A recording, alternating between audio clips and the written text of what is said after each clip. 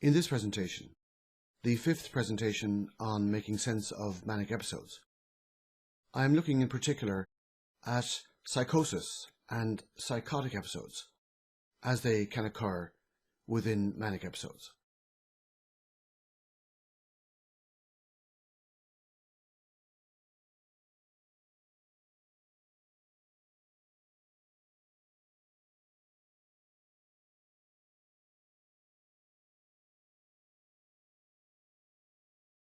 A major reduction in contact with objective reality is said to be a defining feature of psychosis. For example, the website of the American Psychiatric Association states that psychosis is defined as grossly impaired reality testing. The website of the American National Institute of Mental Health contains information on psychosis, within which it is stated that the word psychosis is used to describe conditions that affect the mind, where there has been some loss of contact with reality. The website of the Royal College of Psychiatrists also contains information for the public on psychosis. Within this information, the Royal College of Psychiatrists write that psychosis is when your thoughts are so disturbed that you lose touch with reality. Losing touch with reality is therefore considered a key aspect of psychosis. Psychosis can occur within the spectrum of experiences and behaviors that become diagnosed as bipolar disorder. As a rule, within the prevailing medical view of bipolar disorder and of mental health, psychotic episodes are generally seen as a sign of, the product of, a major psychiatric illness, such as bipolar disorder or schizophrenia. This is confirmed on the website of the Royal College of Psychiatrists, where it is stated that when you have a psychotic episode, it can be a signal of another underlying illness, such as schizophrenia or bipolar disorder, which, as you can see, the Royal College of Psychiatrists have highlighted in red here. Similarly, the website of the American Psychiatric Association informs the public that psychosis can be present in several mental illnesses, including schizophrenia, schizoaffective disorder, bipolar disorder, and depression. Within the prevailing medical understanding of psychosis, then, two themes are widely accepted as truth: being out of touch with reality being a hallmark of psychosis, and the very occurrence of psychosis is taken as evidence that the person is seriously mentally ill. Within the prevailing medical view, that is often considered sufficient information, other than assumptions that, in psychosis, the brain must be in a state of major dysfunction. This view is illustrated within the information provided by the American National Institute of Mental Health. When illicit drug use and other substances, such as alcohol and some prescription medications, are ruled out, within the prevailing medical view, psychotic episodes are generally taken as evidence of major mental illness, such as schizophrenia or bipolar disorder, as illustrated here.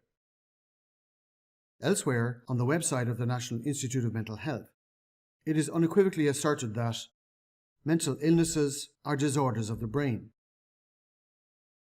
Since psychosis is generally considered to be a symptom of a mental illness, such as schizophrenia or bipolar disorder, and mental illnesses are widely promoted as being disorders of the brain, it follows that, according to the prevailing medical view, psychosis occurs secondary to a malfunctioning brain.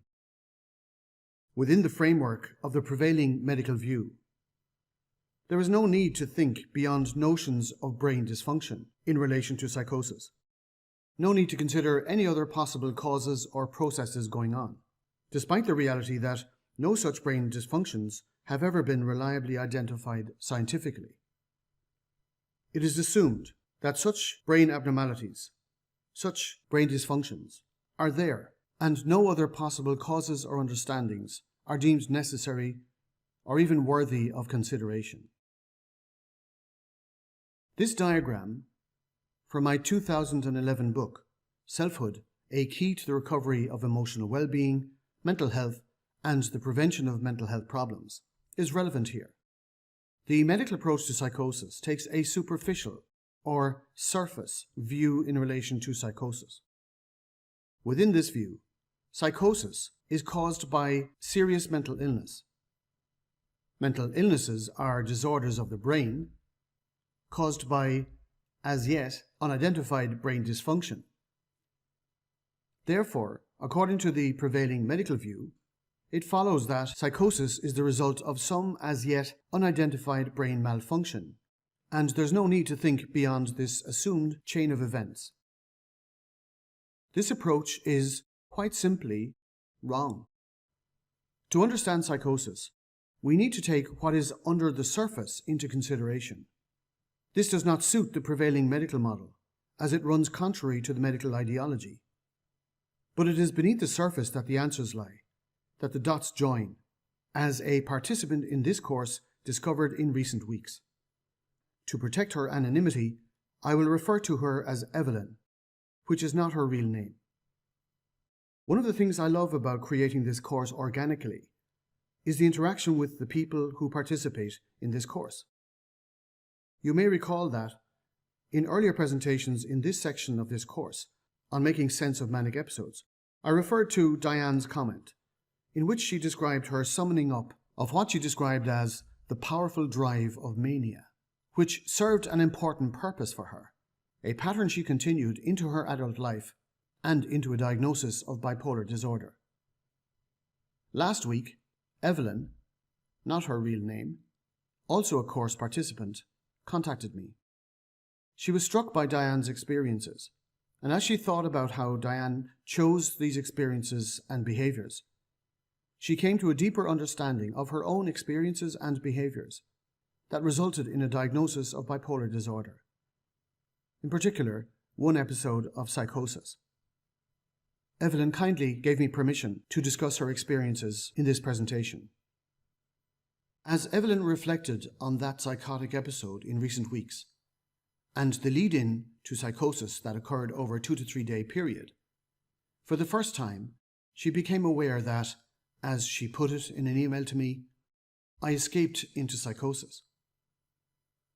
Evelyn recounted her experiences to me.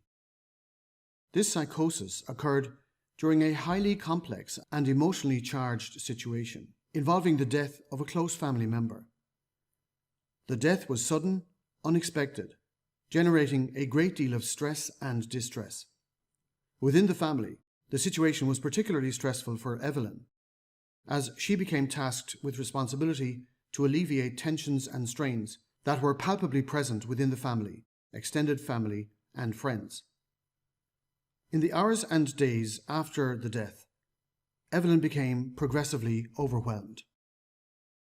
I have highlighted the word overwhelm here because overwhelm is so commonly a key trigger of manic episodes, depressive episodes, and psychosis. Evelyn recalled feeling increasingly in an impossible situation. Her actions were not managing to resolve the situation, and she became increasingly frantic as the hours and days passed leading up to the burial. In addition to finding herself at the center of major tensions within the family, tensions which her increasingly frantic efforts were inevitably insufficient to resolve, becoming completely preoccupied with the difficulties left in the wake of the person's sudden death, Evelyn did not come into any awareness of her own loss, her own grief. One of Evelyn's tendencies during much of her life was to minimize any reference to her own distress, to her own needs, indeed to herself. Following this death, when Evelyn wasn't becoming increasingly stressed by the pressures involved in attempted peacemaking within the various sections of the family, she busied herself by minding other members of her family, who were overtly distressed and grieving. She repeatedly told herself that she was fine, as she tended to the others. It may well have been the case that, coming into full contact with, and awareness of, her own grief following this death would have been particularly overwhelming for Evelyn. I have often encountered this pattern, in which some people, finding themselves in the throes of what for them is a profoundly difficult situation, for which no anxiety-alleviating solution seems possible, escape into psychosis, or into a manic or depressive episode, becomes what seems to be the only way to get any level of relief or resolution. Relief that results from escaping from the reality that has now become intolerable. Evelyn recalls gradually slipping into psychosis. This is a scenario that I have heard from many people who have been given a diagnosis of bipolar disorder. Reflecting on what she describes as the more or less conscious slip into psychosis, Evelyn wrote that, "I now realize that I had a distinct feeling of being trapped, with no real escape out of my family circumstances," adding, "almost identical in circumstances to the previous big episode 5 years earlier, an overwhelming feeling of doom, of no way out. At that point, I started to check out, a phrase many people have used with me over the years. My way out of the hell of my reality at that time." Evelyn continued, "That night, while trying to sleep, I experienced growing suicidal ideation thoughts, the worst I have ever had. By the next morning, although I must have looked like I was getting through the process of getting ready and playing my quite important put-a-face-on role around the funeral, I quite clearly remember having psychotic thoughts that no one obviously knew anything about." Returning to the first slide of Evelyn's reflections that I mentioned a few moments ago, Evelyn was aware, to some degree at least, of the slip towards and into psychosis.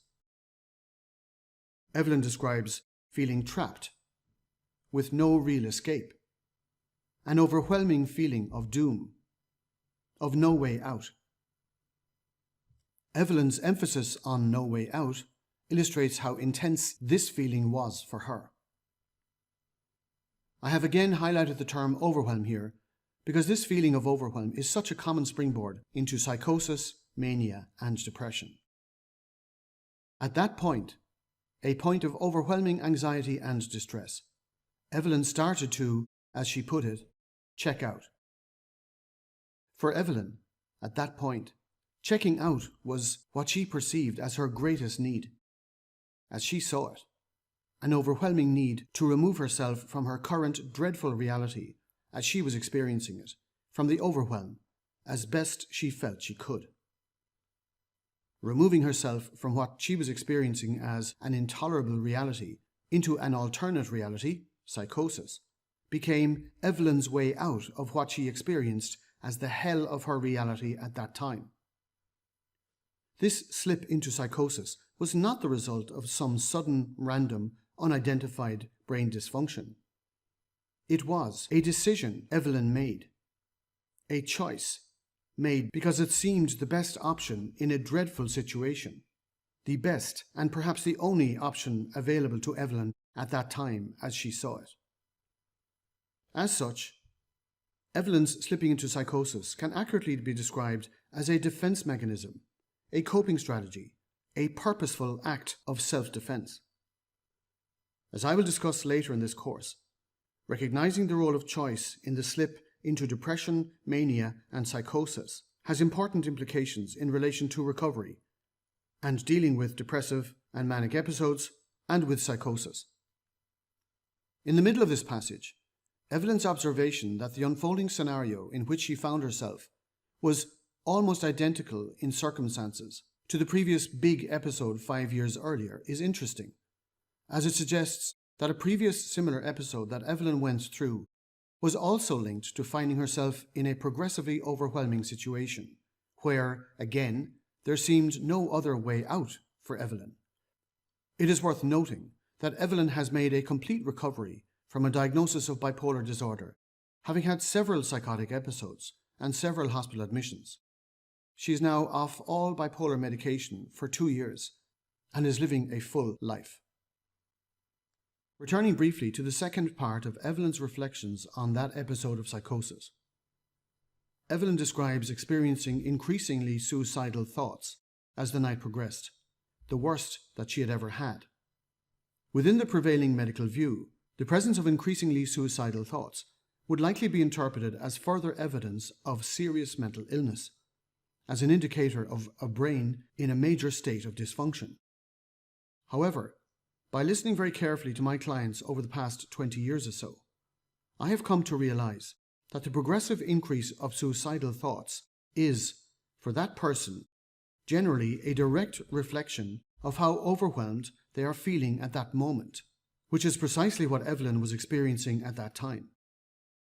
In my experience, it is not at all coincidental that at the time Evelyn was experiencing overwhelm at a virtually unprecedented level in her life, overwhelm that was slipping into psychosis, she was also having the highest intensity of suicidal thoughts that she had ever experienced. I have already discussed how slipping into psychosis is a defense mechanism, a frantic solution, offering a way out of what Evelyn experienced as an overwhelming and impossible situation, a way out that Evelyn felt she desperately needed. Suicidal thoughts also tend to surface more strongly as a person feels progressively overwhelmed, when no solution to ending their pain and overwhelm seems possible at that moment, other than ending their life in order to end their pain. It should not surprise us that Evelyn experienced the most intense suicidal thoughts she ever had at a time of profound overwhelm. Nor should it surprise us that she experienced both suicidal thoughts and psychosis within this evolving scenario, since both suicidal thoughts and psychosis are frantic attempts at finding a solution to the pain and overwhelm, finding a way out. In my experience, it is not a coincidence that her very distressing suicidal thoughts preceded the onset of her psychotic thoughts. This is a pattern I have often observed. These suicidal thoughts were profoundly distressing for Evelyn. Slipping into psychosis and away from her intolerable reality provided some degree of relief from her suicidal thoughts, which, although defensive and protective in their own way, as a potential way to end her suffering, were in their own right highly difficult to tolerate. Evelyn's experience and her recent awarenesses in relation to that psychotic episode illustrates a reality that I have encountered repeatedly in relation to psychotic episodes, and indeed manic episodes and depressive episodes, a reality that is generally completely missed within the prevailing medical approach to bipolar disorder. Psychotic episodes are purposeful. They serve a purpose. Evelyn found herself in what she experienced as an ever-increasingly overwhelming and impossible situation. The double whammy of the major stress she was put under when given responsibility for resolving long-standing tensions within the family, and the death of a very important person in her life, a death for which she had not yet begun grieving. I have repeatedly observed that depressive episodes, manic episodes, and psychosis can be triggered by the death of someone important in one's life, particularly if the death is not grieved for, or is, for that person, particularly overwhelming and distressing. Escaping or withdrawing into depression, mania, or psychosis can become, as Evelyn discovered, a chosen escape from reality, or, as is also sometimes the case, a mode of expressing and dealing with the grief, pain, and sorrow, without fully confronting and working through the raw grief and sorrow brought about by what the person has experienced as a catastrophic and unbearable loss. In this passage from the website of the Royal College of Psychiatrists, a passage I referred to earlier in this presentation, it is actually stated that a psychotic episode may follow a stressful event like losing a close friend or relative. Having stated this, no attempt is made by the Royal College of Psychiatrists to join the dots, to arrive at an understanding of how and why it is that such major loss and grief could precipitate psychosis, or indeed depressive or manic episodes. In my opinion, the reason for the reluctance of the medical establishment to even attempt to join dots such as these is because doing so would likely raise serious questions about the ideology that underpins the medical approach, the misguided ideology that insists that the experiences and behaviors that come to be diagnosed as bipolar disorder and other psychiatric diagnoses should only be viewed as fundamentally biological, as the result of brain dysfunction caused by abnormal brain biology. Abnormal brain biology that has never been demonstrated to exist.